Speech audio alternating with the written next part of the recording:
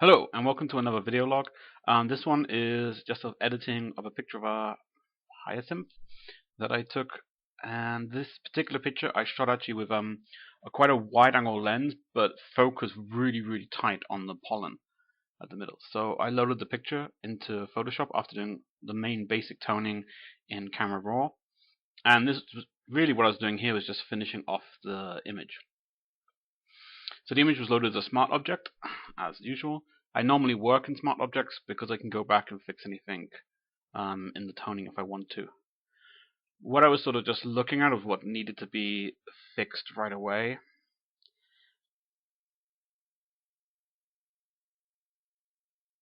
And in this particular instance, what I was needing to do is just get rid of this sort of band of light down here. This was because I don't actually have a studio, so I was doing this on my dining room table, and with some black cards bent round, and this was just the light coming under the card. So I just used the clone tool on a new layer just to remove this, and it's quite straightforward, as you can see. So just going around and really just checking that. That was the main sort of problem. There was a little bit of light on here on the right, but I would just get rid of this by just darkening this portion of the image. And I did this with a new layer, filling it at 50% gray, setting this to overlay. This is my normal like dodge and burn technique that you've seen before, if you watched any of the earlier videos, that is. And here I'm just sort of darkening this portion of the image. This is from the light reflecting off the card. Although the card is black, it's not a matte. It wasn't really a matte. So there was a slight glossiness to it, which reflects the light. On the other pictures, which I took, this actually doesn't look too bad. It looks actually quite nice. But when I got this close-up image, I want a lot of negative space around the flower itself. So the flower was actually shot at f2.8 with just daylight coming through the window, and the daylight was coming through the right, and the camera was set on a tripod. I actually took 5 exposures. I thought of doing a HDR, but I did sort of look at the preview of HDR, but I'm sort of falling out of love with HDR and these sort of still life images because you get a lot of strange tones happening. This is a very this particular image is just very much about the focus of that pollen and this flower, not everything else. And then when you have this sort of very strong mid-tone contrast coming in, distracting the eye. So that's why I just processed it straight through Camera Raw, and I actually did most of them from this series like this as well. So I'm just going around like I'm highlighting areas what I think need to be a little bit brighter, especially the center of this pollen, just to sort of really bring your eye in. This is I've got the blinds, and I was using the blinds to control the amount of light and where the light was falling. And here I'm just going to darken these highlighted regions here on the right, just to sort of bring the attention more down into the central flower. This is the actual only flower that's bloomed on the whole plant, which was quite interesting for me. I found that quite interesting. The rest of them are still quite closed up as buds for the moment. I was quite shocked actually. The flower is actually quite purple in this because I raised the vibrance quite a lot. It actually looks more blue. It does have a sort of a purple tinge, but not quite as strong a saturation. But I think that strong saturation really just makes it pop a little bit, especially when you have all these different tones of purple in that sort of flower section. So really, I was just looking here, thinking about what are options, and I thought, well, if I put a vignette in, the vignette's just going to sort of, it's going to come round just on that focal point. So I wanted to do something a little bit different, just more like a controlled vignette maybe. And I filled a layer with black and set it to overlay, and I added a layer mask. I had the layer mask as hide all. There we are. And using a brush on a low opacity, I raised the brush size quite a bit. I just sort of painted in the detail of the flower. And what this does is actually just creates the vignette that I was looking for. Completely like revealing the flower, and at the same time bringing out different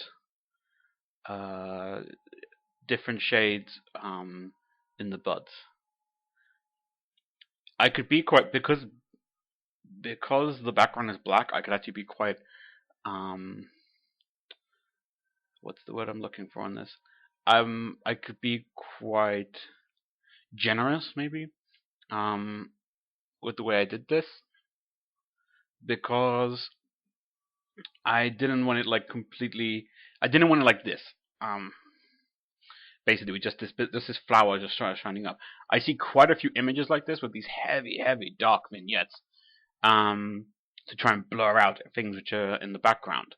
And what a great thing about this picture in particular is that everything is on soft focus, apart from the pollen center of the flower, which really catches your eye.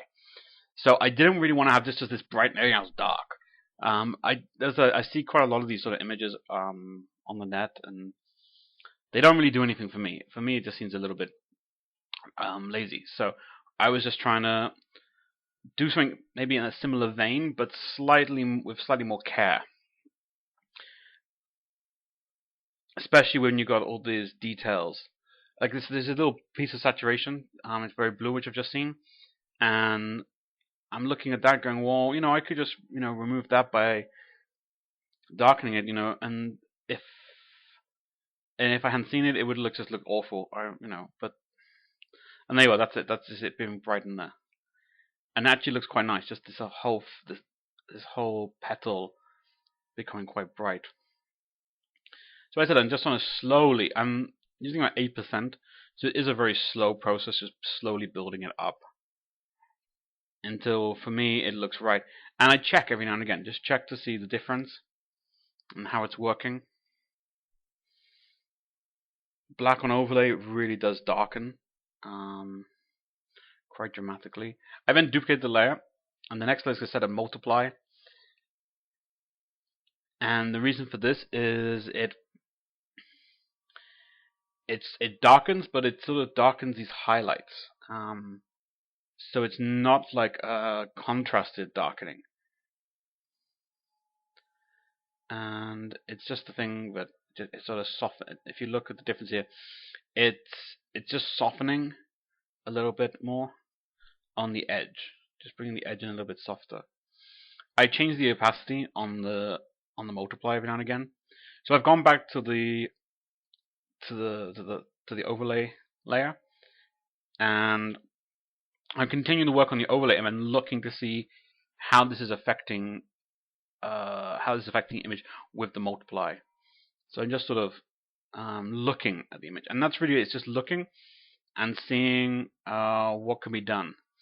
So what I do is just stop there for a moment, because I think, okay, if I work too much, I'm gonna go a bit crazy, not seeing the difference. So I just go through and quickly reduce noise. It was shot at 80 ISO, so it was a very low ISO setting. I remove noise in Camera Raw, and I then do it again in Noise Ninja. The reason I do the noise reduction twice is because although you do it in Camera Raw, I still feel it needs a second process just to really make the image less noisy. Noisy can mean every image. I shot at 200 because I was doing on a tripod. The flower wasn't going to move, and it makes a really good image. Maybe if I was doing this outside, although I still have a tripod, I would probably shoot maybe at 100, 200, and with that I would have quite a bit of noise, which I would be wanting to pull down. Though also I think that trying to eradicate noise altogether, it becomes a bit pointless, because you end up going too far, and you have these very sort of pixelated, blocky areas. So now I've done that, I'm just going back over again, just sort of making sure that everything looks okay. And it looks actually quite nice. I do quite like this.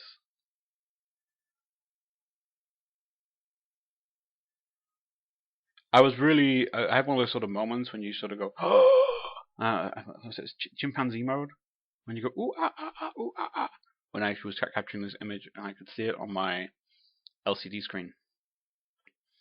I'm really happy about it, actually.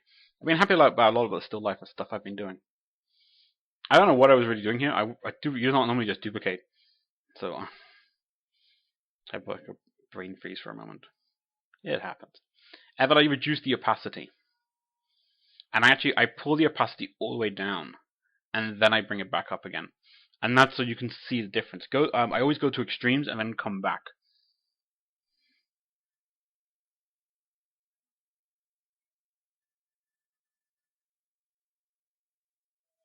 And this really is the final image.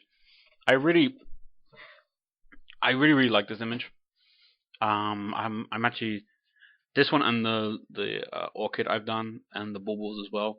The last 3 weeks, those are the three main still life images I've done, and I've been really happy in myself that these images have come out really well. With the orchid, it was very black and white, and this one and the bulbils were very saturated colors. This one, I was trying to get more sort of in between the saturated and the natural, but also making it look interesting at the same time. And of course, this flower has a lot of, you can see these sort of like grey greens, which are very subtle but strong, with this very nice saturated green leaves, and then the purple of the actual petal itself, of the flower. And then you go into this very sort of yellowy brown of the pollen. And all those sort of things mixed together, and especially also the composition. It's off center. It's actually about the quadrant of. It's the meeting of the bottom third quadrant, and then the line comes up, topping into the top third. So actually, giving compositioning, I really like it, and it's quite a pleasing image. So yeah, this is what I created. I hope you like it. If you don't, that's fine. People like different things. Although I haven't taken a lot of flowers, it's mainly because I haven't been doing a lot of still life work for a long time, and I'm just slowly getting back into the flow of doing it. Because I'm actually enjoying it. Buckets. It's really got me. I'm going and thinking and things like that. So that's the image. Once again, thank you very much for watching. If you would like to, you can catch me on Twitter at Aperture64. I'm also on Facebook, which is Aperture64, but not the number 64. You have to actually type 64. And there's also my blog, which is aperture64.wordpress.com. So you can head over there and see all sorts of different things.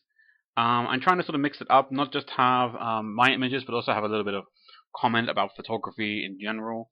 If there's anything you ever want to know how to do, or have any sort of question you sort of want somebody to sort of ponder out, you can head over to the About section and then just leave a comment in there. Generally, it takes about a week, maybe 2 weeks for me to sort of get through to actually doing anything. But I'm always happy to have any sort of suggestions. So until next time, bye bye.